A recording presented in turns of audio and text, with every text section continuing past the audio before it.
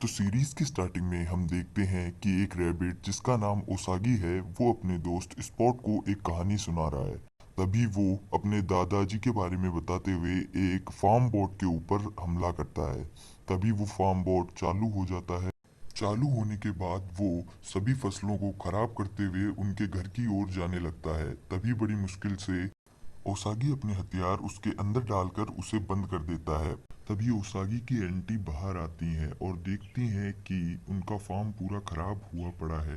तभी वो ओसागी से पूछती हैं तो ओसागी बताता है कि यह सब एक एक्सीडेंट था।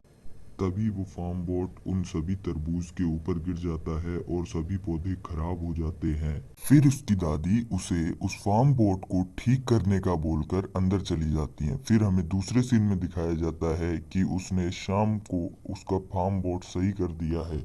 सीन में हम रात को उसागी एक बाइक लेकर शहर जाने लगता है।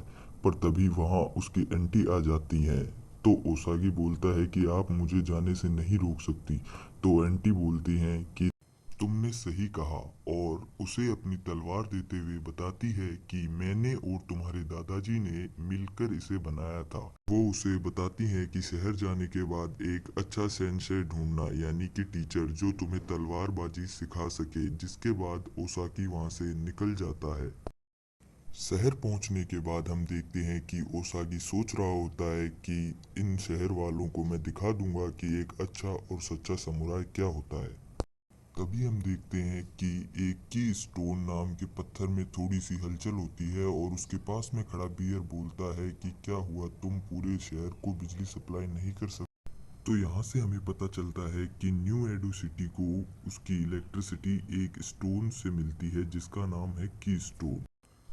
अगले सीन में हम देखते हैं कि उसागी अपनी बाइक को पार्क करके पूरे शहर में घूमने लगता है। तभी वो एक गली में देखता है कि एक राइनो एक पिग को परेशान कर रहा है। उस पिग को बचाने के लिए वह राइनो पर हमला करता है और पिग को बचा लेता है। तभी वहां से वह पिग भाग जाता है और बाद में हम देखते हैं कि वो राइनो एक पुलिस वाला है।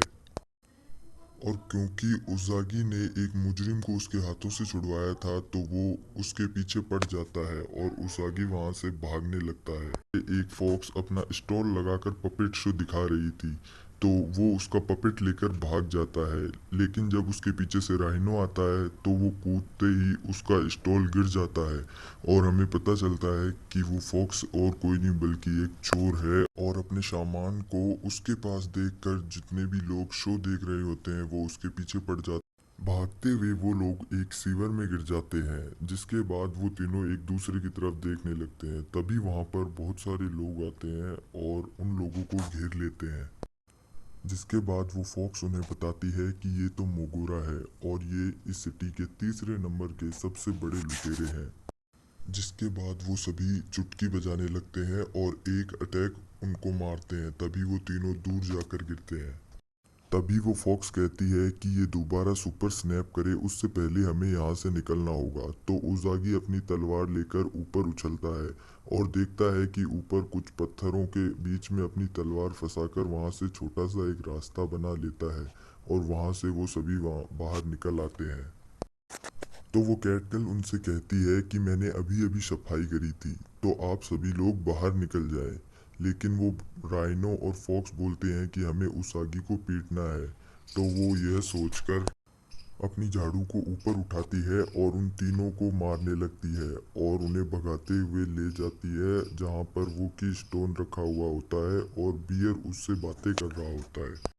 और वे सभी लड़ते हुए उस बियर के पास जाकर रुक जाते हैं और वो बियर गुस्से में उस कैट गर्ल से जिसका नाम चीजू होता है उससे पूछता है कि ये सब यहाँ पर क्या कर रहे हैं।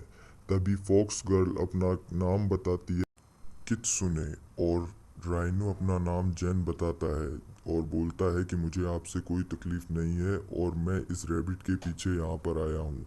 पर तभी बियर चिल्लाकर बोलता है कि मियामोटो ओसागी के जैसे क्यों लग रहे हो।